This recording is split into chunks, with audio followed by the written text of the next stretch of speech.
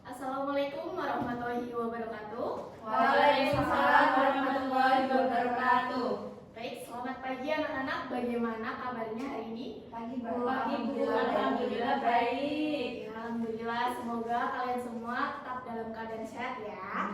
Amin. Nah, sebelum memulai pembelajaran, Ibu ingin meminta tolong kepada salah satu anak untuk memimpin doa untuk memulai pembelajaran. Baik, sebelum memulai pembelajaran pada pagi hari ini, marilah kita berdoa dengan keyakinan masing-masing. Berdoa dimulai. Doa selesai. Baik, terima kasih kepada Mbak Ida. Sebelumnya, Ibu akan mempresentasi terlebih dahulu ya.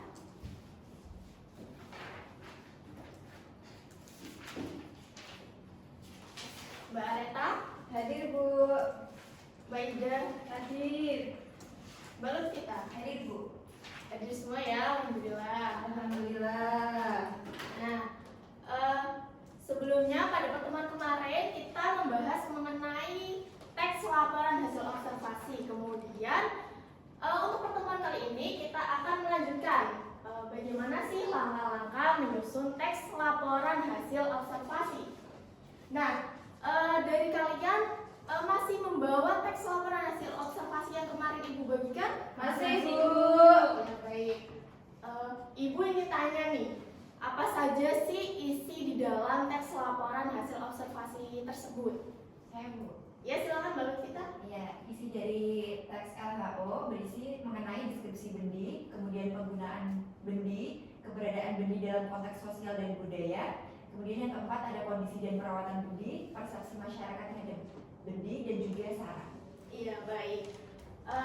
Di dalam teks laporan hasil observasi ini memiliki 3 struktur ya. Kemarin sudah Ibu jelaskan, yaitu deskripsi umum yang berisikan mengenai dalam teks tersebut itu ada deskripsi bendi, kemudian dalam deskripsi manfaat itu deskripsi bagian itu berisi mengenai penggunaan bendi, kemudian keberadaan bendi, kondisi dan perawatan bendi. Selanjutnya pada deskripsi manfaat yang berisi bagaimana persepsi masyarakat terhadap bendi pada Kota Padang. Dan yang terakhir adalah kesimpulan. Nah, kesimpulan ini berisi saran atau mengenai masukan-masukan penulis dalam teks laporan hasil observasi tersebut. Nah, selanjutnya Ibu akan menjelaskan mengenai kaidah teks laporan hasil observasi. Yang pertama yaitu menggunakan frasa nomina. Ada yang tahu frasa nomina itu artinya apa?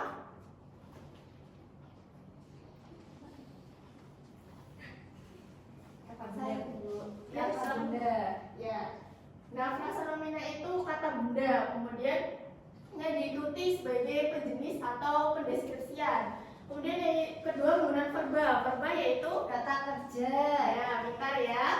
Kata kerja yang relasional seperti ialah, merupakan, adalah, yaitu dan lain-lain. Kemudian menggunakan verba aktif alam untuk menjelaskan perilaku seperti bertelur, membuat, makan, hidup, tidur, dan sebagainya. Kemudian penggunaan kata penghubung, yaitu kata tambahan, dan serta persamaan, perbedaan, pilihan, pertentangan. Kemudian yang terakhir menggunakan paragraf dengan kalimat utama untuk menyusun informasi utama yang diikuti rincian aspek yang hendak dilaporkan dalam beberapa paragraf.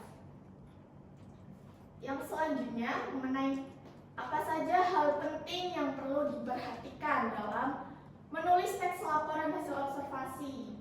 Nah, di sini ada 5 hal penting yang dapat diperhatikan saat menulis teks laporan hasil observasi, yaitu yang pertama, observasi selalu berisi hal yang objektif.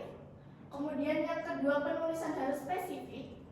Ketiga, menulis laporan teks secara faktual. Dan keempat, teks laporan hasil pengamatan sederhana dan menarik. Dan yang kelima, hasilnya harus lengkap.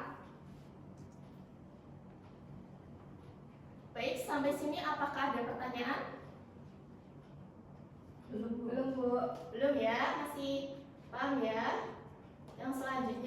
Nah, dalam menyusun teks laporan hasil observasi ini bisa menggunakan kerangka teks laporan hasil observasi. Yang pertama yaitu menentukan objek. Menentukan objek.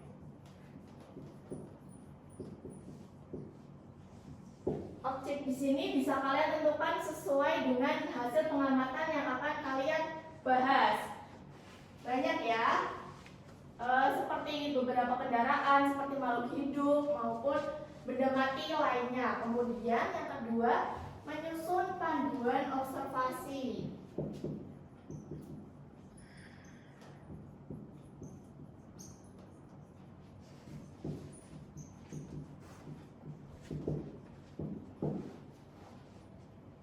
Seperti yang tertera di layar, beberapa panduan observasi yang bisa kalian ikuti ya. Apa objek atau topik yang akan kalian pilih, mengapa kalian memilih objek atau topik tertentu, kemudian apa sarana dan prasarana yang akan kalian siapkan, siapa saja, di mana, kapan, dan bagaimana. Kemudian yang selanjutnya itu, ini tadi ya yang sesuai dengan teks laporan hasil observasi yang kalian miliki. Ada pengertian bendi, penemu bendi, sejarah bendi, tarikh bendi, manfaat bendi, kesimpulan bendi. Kemudian yang terakhir, mengumpulkan informasi berkaitan dengan topik. Dan yang terakhir, mengembangkan kerangka tulisan menjadi teks utuh. Jadi kerangka teks yang kalian sudah susun akan dikembangkan lagi menjadi teks laporan hasil observasi. Ini ya untuk langkah-langkahnya, tadi yang kerangka. Kemudian ini contoh dari ibu ya. Misal yang paragraf pertama mengenai pengertian kucing, kemudian paragraf kedua jenis-jenis kucing, terus paragraf yang ketiga bagaimana fungsi indera kucing, terus paragraf keempat ciri fisik kucing, dan kelima manfaat kucing, kemudian kesimpulan. Nah, ini bisa diperhatikan ya. Baik, kemudian setelah sampai sini apakah ada pertanyaan lagi sebelum ibu memasuki penugasan yang akan ibu sampaikan kepada kalian? Belum. Baik. Nah, sekarang ibu memiliki penugasan berkelompok. Satu kelompok memiliki 2 anggota, bisa sama teman sebangkunya saja ya.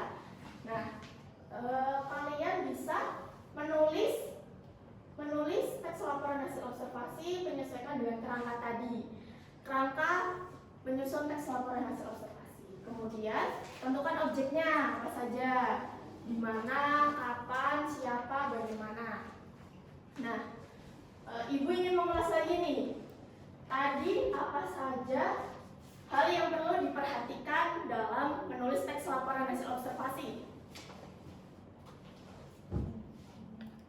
Saya dulu. Iya, silakan Mbak Ida. Hal penting dalam menulis teks laporan hasil observasi ini yang pertama itu bersifat objektif. Terus yang kedua harus spesifik. Yang ketiga informasinya itu atau penulisannya itu ditulis secara faktual, menarik, dan selanjutnya yaitu secara lengkap. Ya baik, terima kasih ya Mbak Ida. Benar jawabannya Mbak Ida. Berarti Mbak Ida sudah menyimak materi menulis teks laporan hasil observasi dengan baik. Kemudian apa saja nih kerangka dalam menulis teks laporan hasil observasi? Ada yang tahu?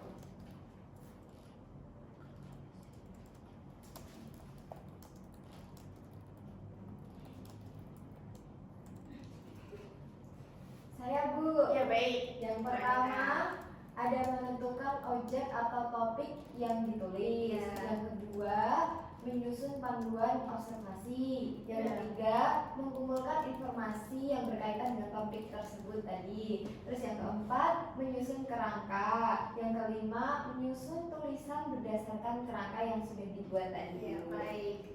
Terima kasih Mbak Reta, good job ya. Mungkin cukup pertemuan kita pada pagi hari ini. Untuk kelompokkan nanti kalian diteruskan di rumah saja. Nanti hasilnya disampaikan pada pertemuan selanjutnya ya. Nanti Ibu akan menagih untuk melihat bagaimana hasil teks laporan hasil observasi yang kalian buat bersama teman kalian ya. Baik, Ibu. Baik, sebelum menutup pembelajaran pada pagi hari ini, Ibu mohon untuk salah satu memimpin doa terlebih dahulu. Baik, untuk mengakhiri pelajaran hari ini, mari kita berdoa menurut kepercayaan masing-masing. Berdoa selesai. Baik, Mbak Areta, terima kasih. Cukup sekian ya pertemuan kita. Semoga apa yang sudah dipelajari kita pada pagi hari ini mendapatkan manfaat untuk kita semua. Amin. Sekian, wabillahi taufiq wal hidayah. Wassalamualaikum warahmatullahi wabarakatuh. Waalaikumsalam